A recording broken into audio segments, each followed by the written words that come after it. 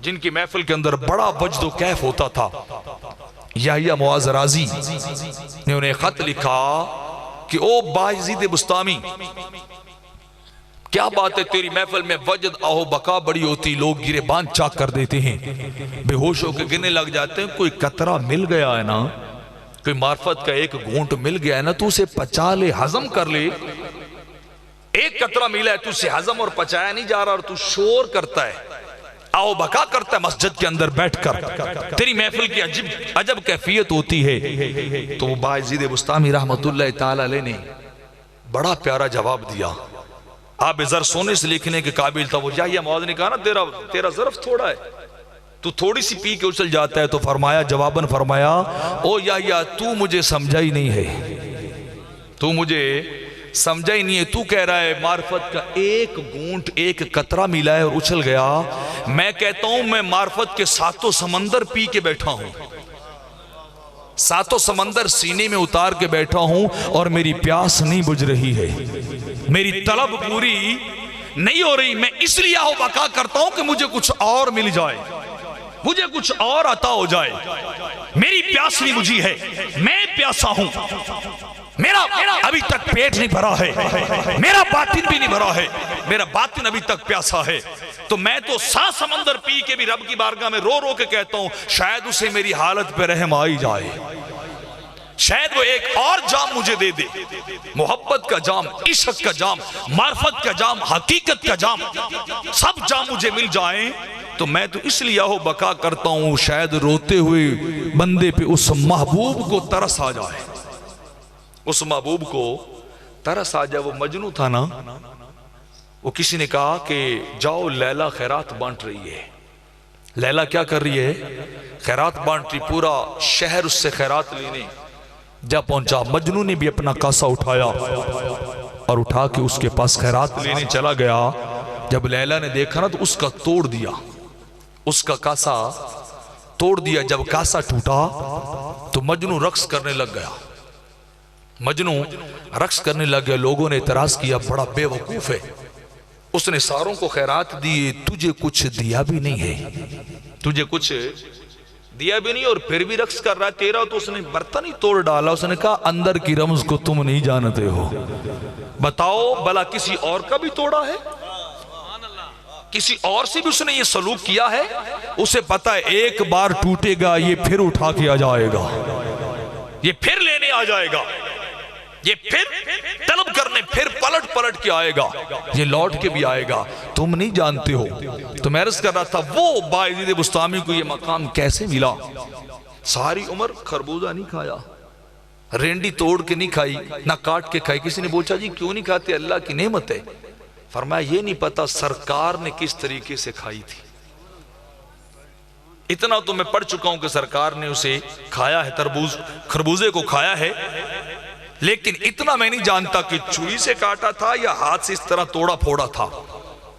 तो मैं डरता हूं मैं छुरी से काटूं तो सरकार ने शायद हाथ से तोड़ा हो, मैं हाथ से फोड़ूं शायद सरकार ने छुरी से काटा हो। और क़यामत के दिन जब सरकार की बारगाह में जाऊं तो वो ये फरमा दें ये है जो हमारी सुन्नत पे अमल नहीं करता था। मैं अपने नफ्स की ख्वाहिश को तो दबा सकता हूं, मुस्तफ़ा के तरीके के खिलाफ नहीं कर सकता, सरकार के तरीके के खिलाफ नहीं कर सकता। तो सरकार के तरीके पे चले बिना ना तसव्वुफ पूरा होता है। ये जाहिर वाले और बातिन वाले, ये सूफी और ये मुल्ला के ये जंग क्यों लगी रहती, ये क्यों फर्क होता है? कभी गौर किया है? उलमा के पास जाए ना, पूछे इस अमल की हैसियत और स्टेटस क्या, वो कहेंगे ये मुस्तहब है, वो कहेंगे ये अमल जो है ये सुन्नत है, ये मुबाह है, ये वाजिब है, ये फर्ज है। और किसी अल्लाह वाले की बारगाह में चले जाओ ना, वो ये सारे रोले छोड़ता है। वो नहीं कहता कि ये मुस्तहब है, ये मुबाह है, ये जायज़ है, ये क्या, वो ये कहता है बस मैं तो ये देखता हूँ मेरे ढोलन माही ने किया है, मेरे महबूब ने किया है। वो हर अदा को ही अपना लेते। ख्वाजा निज़ामुद्दीन महबूब इलाही का जब दिल्ली के उलमा से मुनाज़रा हुआ तो वहां जब आए ना आप, तो उन्होंने कहा जी ये निज़ामुद्दीन वो है जो सरकार की सुन्नत पे अमल नहीं करते, ये सुन्नत को छोड़ के दूसरे गैर तरीकों की तरफ जाते हैं। ख्वाजा साहब महबूब इलाही ज़री ज़र बख्श मुस्कुराए और मुस्कुरा के फरमाने लगे, लोगों तुम्हें पता ही नहीं है, तुम्हें पता ही नहीं है, तुम तो सरकार के तरीके की बात करते हो ना कि उस पर अमल नहीं करते। हम तो वो हैं जो गंजे शक्कर के तरीके को भी नहीं छोड़ते।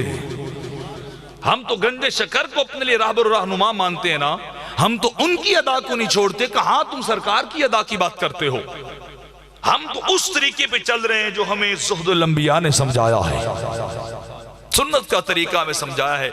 और अल्हम्दुलिल्लाह इस दौर के अंदर वो सुन्नत का तरीका मेरे मुर्शिद कामिल ने समझाया है।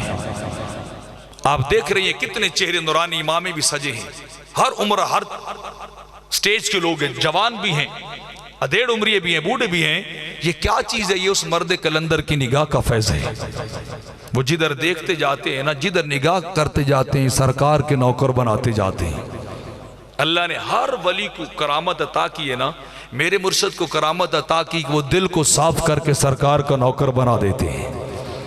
उनकी बारगाह में अगर कोई डाकू जाए, उनकी बारगाह में जानी जाए, शराबी जाए, हराम खोर चला जाए, कोई सूदिया चला जाए, बस उनके पास बैठता रहे, उनकी निगाहों का शिकार होता रहे। अल्लाह जानता है घर वाले भी नहीं पहचानते, घर वाले ही बाद में नहीं पहचानते, सजन बेली भी नहीं पहचानते किसी तरीके से कि ये वही बंदा है। इसको हो क्या गया है, इसको हो क्या गया है कि पहले कुछ और था अब कुछ और है। तो मैं निजामुद्दीन की जबान में जवाब न दूं इस बात का, नहीं मैं तो पिया से नैना मिला आई रे, बस जवाब इतना है, मैं तो मियाँ से नैना, बोलो मैं तो मियाँ से नैना, मियाँ साहिब से मैं तो पिया मिला आई रे। वही तालीम, वही फैजान जो गंजे शक्कर के सीने का, जो गौसल सकलैन के सीने का, जो ख्वाजा बहाउद्दीन नक्श के सीने का, वो मर्द कलंदर। बस वो देखते जाते हैं, करते क्या है, दिल ले लेते हैं, दिल दे देते हैं, और कुछ भी नहीं करते, मोहब्बत करते हैं। दिल ले लेते हैं, दिल दे देते, आंखों आंखों में इशारे हो गए, तुम हमारे हम तुम्हारे हो गए।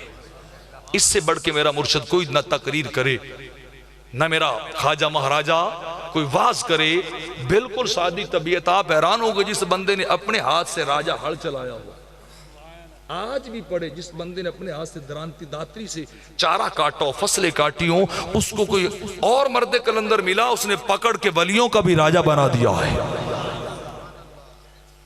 उनका ये सारा फैजान चल रहा है, ये सारी करामत उनकी, उनकी गुलामी का पटा गले में ना हो। खुदा जानता है ये क्या चीज होती है। ये डाकू है वक्त का, पूछो इससे, डाके नहीं मारता था, बैठा तुम्हारे सामने, आज नाराज तो नहीं हो गए? डाके मारता, बदमाश आदमी था। ड्राइवर यान भांडे बेचने गया, हाय हाय, ड्राइवर यान बर्तन बेचने गया। बस किसी ने कहा अल्लाह वाले रहते हैं, उनका उनकी बारगाह में चला जा, बस मुर्शिद की निगाह होती गई, सरकार के नौकर बनते गए। आज वो वली कहां गए, अल्लाह वाले कहां गए जिनके बारे में सुनते तो, जो निगाह मार के दिल का सारा मामला ही सीधा कर देते हैं, दिल का सारा मामला ही सीधा कर देते हैं। कहां गए वो अल्लाह वाले? मेरा मुर्शिद जिसको अल्लाह ने ये करामत दी है, वो और कुछ करे ना करे, इंसान को बंदा बना देते हैं। वो बंदा जो बंदगी वाला है, वो बंदा जो, कितने खुश नसीब है वो माएं और वो बाप जिनके बेटे सुन्नत के पाबंद हैं। कितना खुश नसीब है वो बाप जिसका बेटा 5 वक्त का नमाजी है। कितनी खुश नसीब है वो माँ जिसका बेटा औरतों के पीछे नहीं दौड़ने वाला होता है, अजान आए तो सीधा मस्जिद जाने वाला होता है। ये किसी के वाज से नहीं हुए, किसी की तकरीर और सपीच से नहीं हुए, ये एक मर्द कलंदर की निगाह से हुए। ये एक मर्द कलंदर की निगाह से, एक नहीं, वो तो लगाते ही जा रहे। मेरे मुर्शिद इतने सगी फरमाया, मैंने रुकावट, रब ने मुझे ये नेमत दी है, रब ने ये नेमत मुझे दी है, तो मैंने इस नेमत को छुपाया नहीं है। मैं तो कह रहा हूं, आओ जो भी हो ले जाओ, कोई काबिल हो तो हम शाने कई देते हैं, कोई काबिल हो तो हम शाने कई देते हैं, ढूंढने वालों को दुनिया भी नहीं देते हैं। खुदा जानता है इस दौर में जो बाबा साहब का फैजान, नस्ली और असली फैजान, जो हुजूर गौसल आजम 11वीं वाले पीर का है ना, सुनते थे ना 70-70 जनाजे उठ जाते थे। गौसल आजम के महफिल से 70-70 जनाजे उठ जाते, लोग गिरबान चाक कर देते। लोग गिरबान चाक कर देते, अपने आप से बेखुद हो जाते। वही कुछ आज मेरे मुर्शिद की महफिल में चले जाओ, अल्लाह जानता है, बस और कुछ नहीं करते, नजर से नजर मिलाते हैं, निगाह से निगाह मिलाते हैं, बंदे को जिंदगी का मकसद अता कर देते हैं। यही वजह है ना, उलमा जबान से तबलीग करते हैं, अल्लाह वाले निगाह से करते हैं। तैबा से मंगाई जाती है, सीनों में छुपाई जाती है, तौहीद की मैं प्यालों से नहीं नजरों से पिलाई जाती है। आज मेरे मुर्शिद गिरामी कदर वही काम कर रहे हैं। और इन दोस्तों की बड़े अरसे से ख्वाहिश थी, डलमैनगंज वालों की, जी आप हजूर दादा मुर्शिद को बुलवाएं जी, उन्हें एक बार हमारे गांव में ज़रूर लाएं। तो मेरे दिल में भी ये तमन्ना थी, तो मैंने इस बार कहा कि तैयार हो जाओ, अगली बार मुझे उम्मीद बड़ी है मेरा मुर्शिद तशरीफ लाएगा। कोशिश हम पूरी करेंगे, अल्लाह करे। वो बड़े लजपाल हैं, खुदा जानता है, बड़े लजपाल हैं, इतने लजपाल के यहाँ के बंदे मेरे साथ गए। सरकार जिस मुर्शिद को घर तक छोड़ने के लिए लोग जिक्र में जाते हैं, एक एक झलक को देखने के लिए एक दूसरे से बढ़ बढ़ के आगे दौड़ते हैं। मैं भी साथ था, मेरे साथ दोस्त भी थे। गहना सरकार ने इस तरह सीने से लगा दे। अल्लाह जानता है, डलमैन वालों की आंखें खुल गई, पीर ऐसे भी होते हैं। मैंने कहा क्या हुआ? कहते जी नेड़े नहीं आने देते, तो ये तो सीने से लगा रहे हैं। मैंने कहा तुमने फिर कोई अल्लाह वाला देखा ही नहीं है, कोई पीर देखा ही नहीं है, सीने से लगाया सरकार ने। और फिर ये हसन भाई कहीं बैठे, हाँ ये गए गाड़ी लेके, तो आपने पूछा कहां से आए हो जी? कहने लगे जी बुंगे से आए। फरमाया अच्छा मेरे पोतरे आ गए। कौन आ गए? मेरे पोते आ गए। सरकार ने फरमाया इनको लंगर भी चंगा खिलाओ, VIP लंगर खिलाओ, और इनकी सेवा भी अच्छी करो। ये ना कहें दादे से मिलने गए थे तो उसने पूछा भी नहीं था। नाराए तकबीर, नाराए रिसाल, नाराए हैदरे।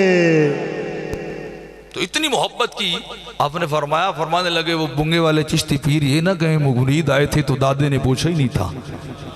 लंगर भी खिलाया, मोहब्बतों से भी नवाजा है।